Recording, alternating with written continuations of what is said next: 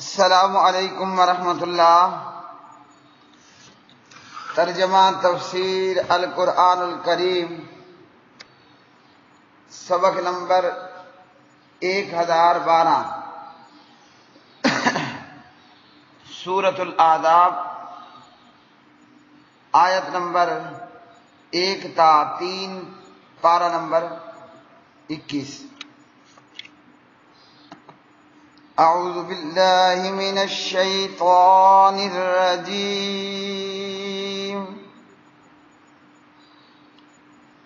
بسم اللہ الرحمن الرحیم۔ یا ایہا النبی اتق اللہ ولا تطع الکافرین والمنافقین،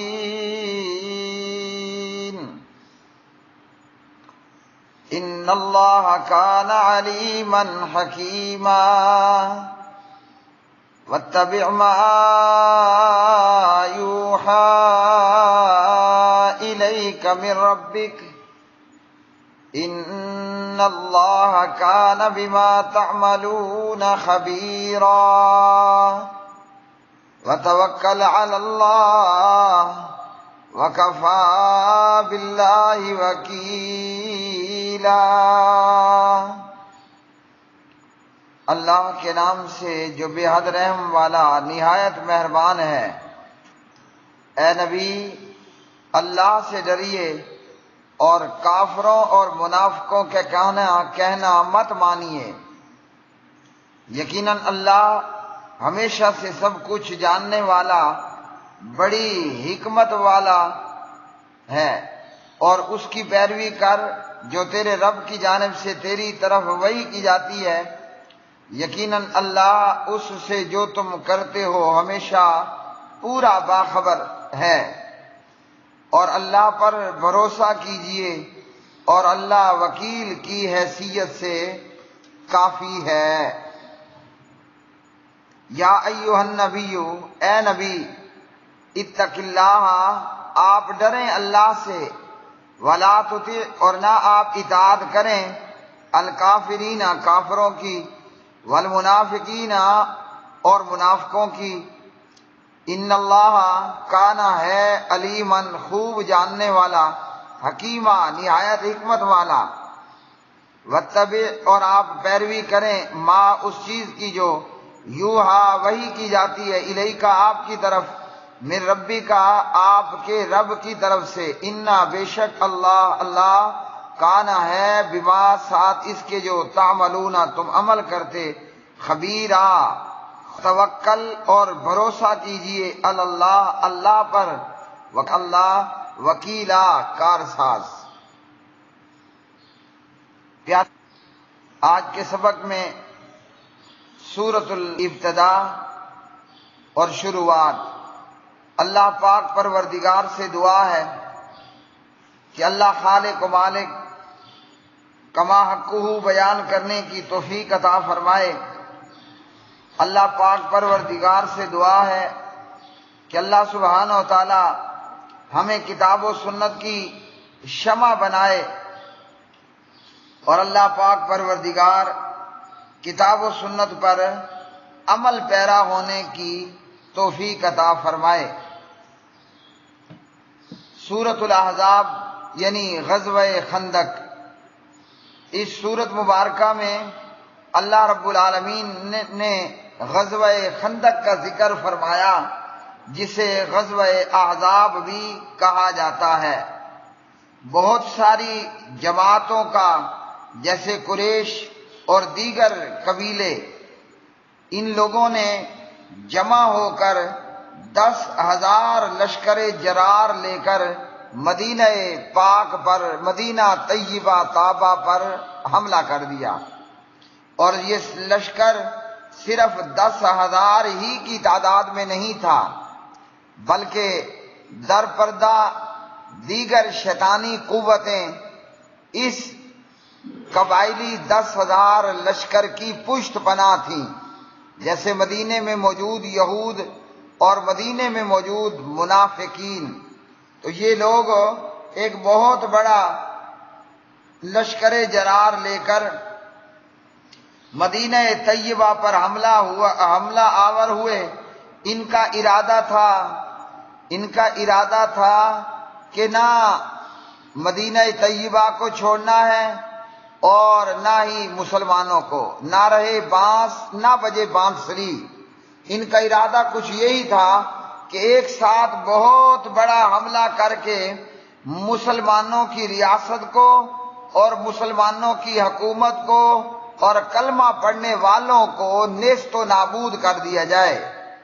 ان جوہلا اور ان کافروں اور ان مشرکوں کا یہ ارادہ تھا، جیسے آگے چل کر کچھ آیات کے بعد غزوہ خندق اور غزوہ احزاب کے تعلق سے اس سورہ مبارکہ میں آیات آنے والی ہیں۔ چونکہ اس میں غزوہ خندق و احزاب کا ذکر ہے، اس لیے سورت کا نام بھی سورۃ الاحزاب ہے۔ اس سورت مبارکہ کا شان نزول، یہ سورت سن 5 ہجری کے آخر میں غزوہ احزاب کے زمانے میں نازل ہوئی۔ سورۃ الاحزاب 5 ہجری کے آخر میں غزوہ احزاب کے زمانے میں نازل ہوئی، اور اس وقت میں اور اس زمانے میں مسلمانوں کے حالات نہایت مخدوش تھے۔ ایک تو کفار کا، یہود کا، منافقین کا، مشرکین کا مسلمان ریاست پر حملہ آور ہونا، اور یہ کوئی چھوٹا موٹا لشکر نہیں تھا، 10,000 کا لشکر جرار تھا، جس کی مدد یہودی اور منافقین بھی کر رہے تھے۔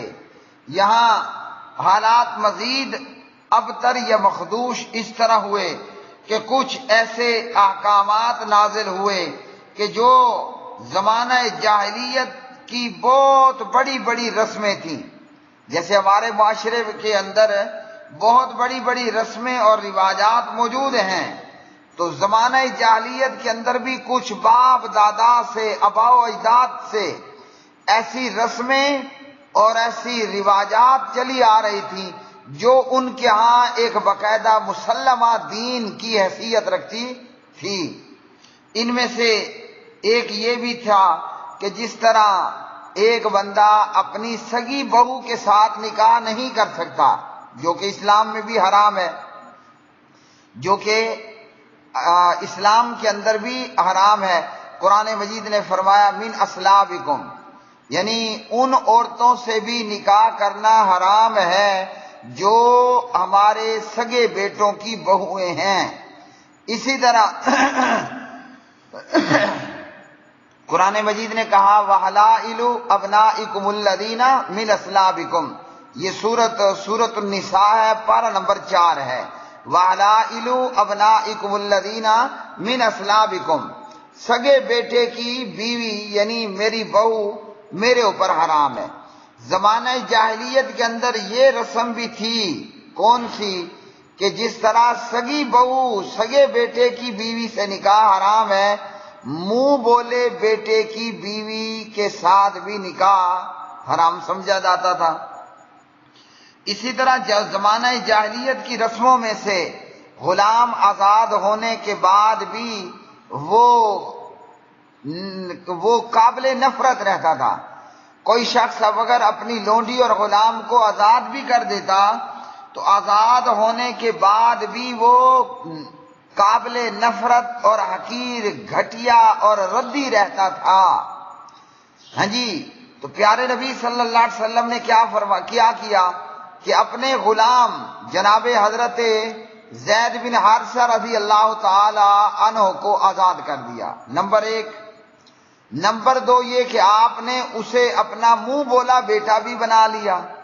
نمبر 3 یہ کہ اپنی پھپھی ذات جناب حضرت زینب کا نکاح اپنے منہ بولے آزاد کردہ غلام زید بن حارثہ سے کر دیا، یعنی دھماکے پر دھماکہ۔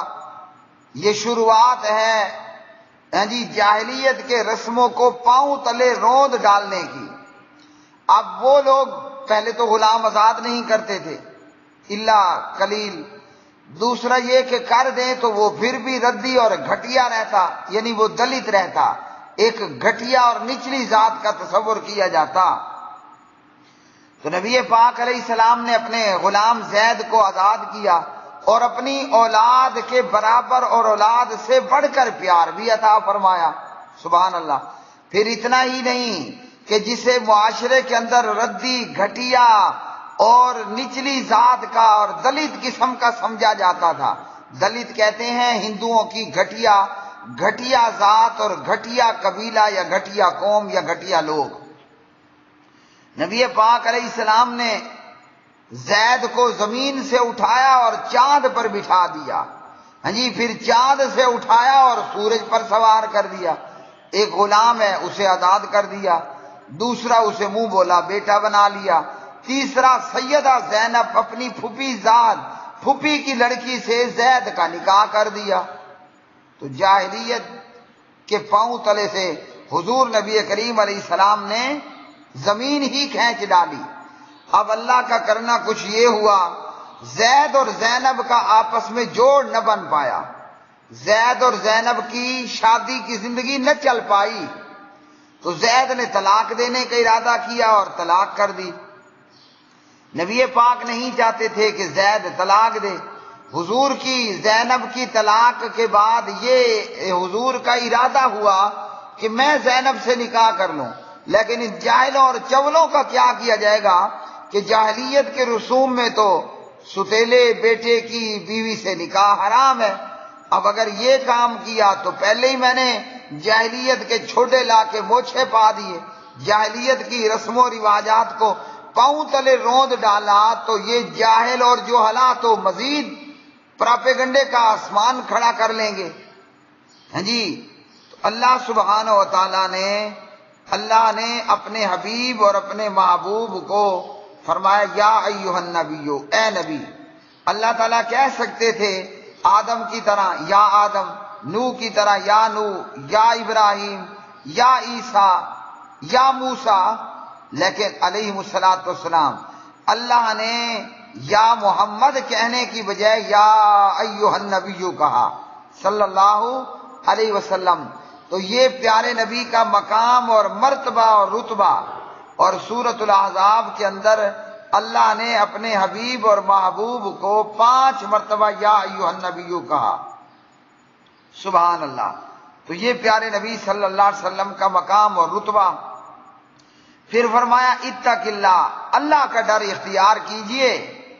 یہاں یہ جو باتیں اللہ نے اپنے حبیب کو کہیں کہ اللہ کا ڈر اختیار کیجئے، کافروں منافقوں کی اطاعت نہ کیجئے، اتباع وحی کیجئے، تو پیغمبر تو آلریڈی پہلے ہی کر رہے تھے، لیکن حضور کے دل میں جو تنگی تھی وہ تنگی بھی دور ہو جائے، اور حضور کو کہہ کر امت کو بتانا اور سنانا اور سمجھانا مقصود تھا۔ تو نبی کو اللہ کے ڈر کا حکم، تو امتی کو کس کے ڈر کا حکم ہوگا؟ اللہ ہی کے ڈر کا حکم ہوگا۔ نبی کو کافروں اور منافقوں کی اطاعت نہ کرنے کا حکم، تو مومنوں کو کیا حکم ہوگا؟ آلریڈی یہی حکم ہوگا۔ پیغمبر کو حکم ہے کہ جو آسمان سے نازل ہوا اس کی پیروی کر۔ عام مومنوں کو کیا حکم ہوگا؟ خودوری اور ہدایہ کی پیروی کرو۔ ہیں؟ عام مومنوں کو بھی، خاص مومنوں کو بھی یہی حکم ہوگا کہ جو آسمان سے نازل ہوا اس کی پیروی کرو۔ فرمایا اللہ کا تقوی اختیار کیجئے اور کافروں اور منافقوں کا کہنا مت مانیے۔ آپ کے دل میں جو تنگی ہے نا کہ کافر منافق کیا کہے گے، پرے دفع اور دور ہو جائے، یہ کافر یہ منافق، ان کی پرواہ مت کیجئے۔ حال ایمان والوں کا حال یہ ہے، سیدھی بات ہے، لوگوں سے ضرور ڈرتے ہیں، نام ڈرتے ہیں، لوگوں سے بہت زیادہ ڈر رہے ہوتے ہیں، تو اللہ سے ڈرنے کا حق ہے۔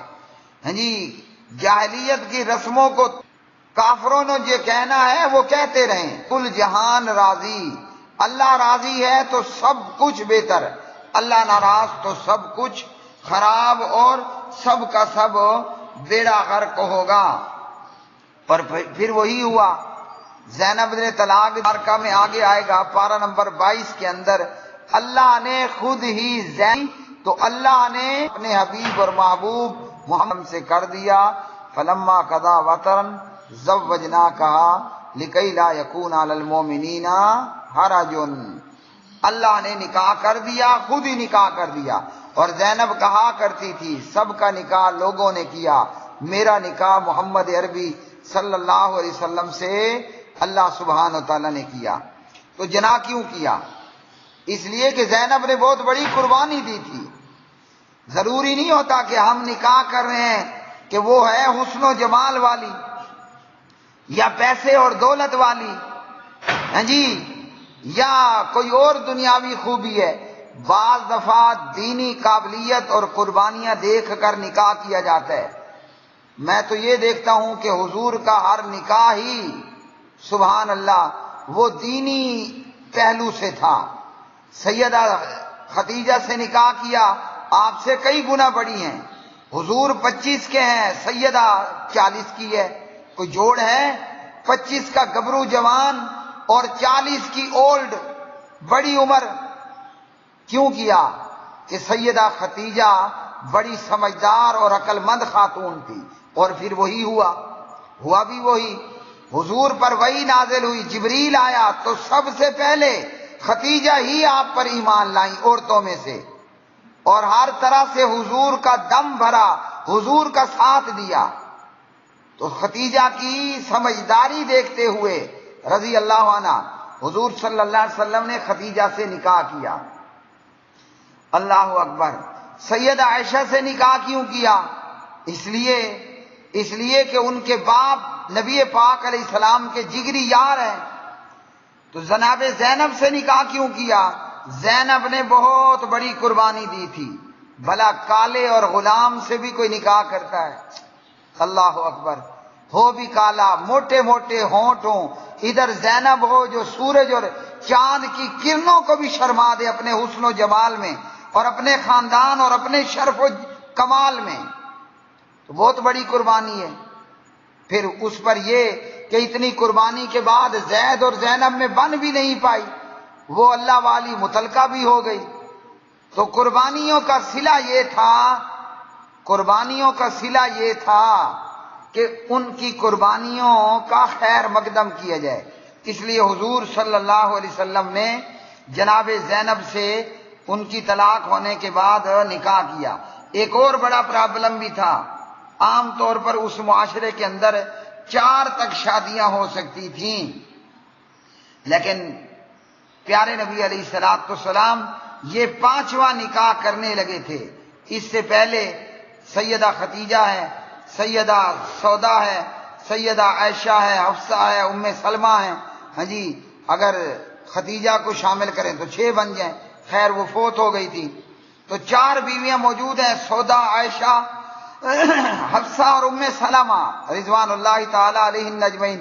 لو جی، لوگ تو باتیں کرتے ہیں، یہ 5ویں بیوی کر رہا ہے، ہاں جی۔ تو پیارے نبی علیہ السلام کا شادی کرنے کا کیا مقصد تھا؟